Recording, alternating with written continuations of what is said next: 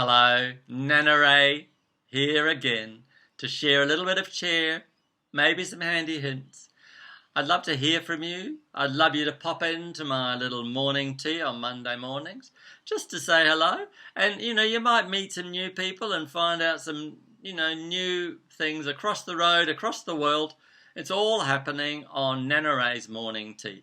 And you might get some handy hints about what's going on, or just a break from whatever's happening in your life, and just to rest your weary bones and just settle. Because somebody was saying that this whole adventure is a little bit of a pause. It's a little bit of a pause from our everyday, and it's good to take that. And Nana Ray's morning tea is a lovely opportunity for you to have a little pause. So I'd like to talk about something that I've been noticing and other people have been talking to me about, and I don't know how to describe it, but it's like addictive tendencies. Now, this isn't about, snorting cocaine or any of these sort of amazing mind-altering drugs and everything. I'm not talking about them. I might talk about them in another moment, but right now I'm not talking about them. Just talking about that tendency that has you doing something that you say I don't want to do, but then you do it anyway, and then you do it again. And that is a sort of a, addictive tendency. You're out of control. And of course, being cooped up in our houses makes those things happen. And one of the areas that just about everyone's dealing with is food. That refrigerator and that chocolate stash or those Chippies. And we have a tendency to just do that. Now, that's not the only one. Social media is another place where we get a little bit carried away. We just want to click on this, click on our Facebook, see who said hello, and then we find ourselves down the wormhole of social media, and we're just down there.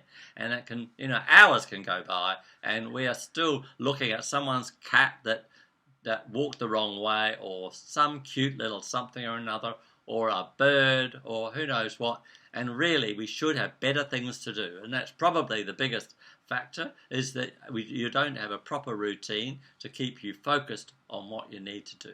And sometimes it's just a good idea to just have a bit of a focus, to get up early sometimes. And I don't know if you're into meditating, or have a little walk around the block, or do your yoga or your Pilates. But it's just a good thing. And then you have your breakfast perhaps, and then hopefully you've got something planned to do, because as soon as you get on that computer or on your phone or what have you, you can be sure that some thing or other will pull you away and distract you.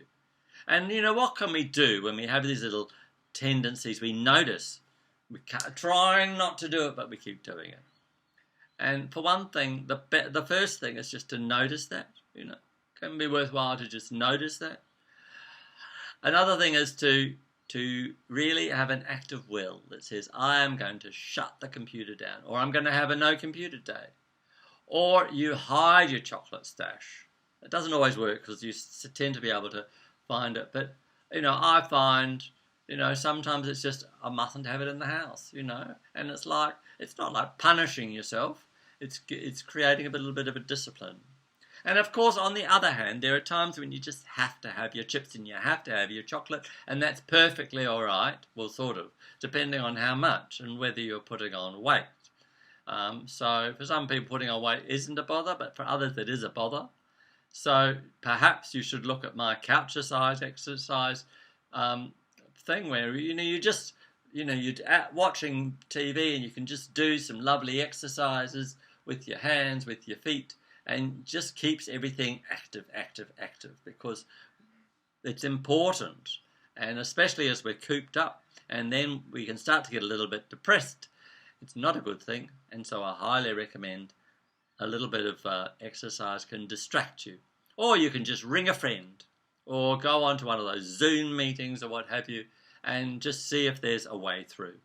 But the most important thing is just to notice whether it's happening, and then trying to develop some strategies to get through it.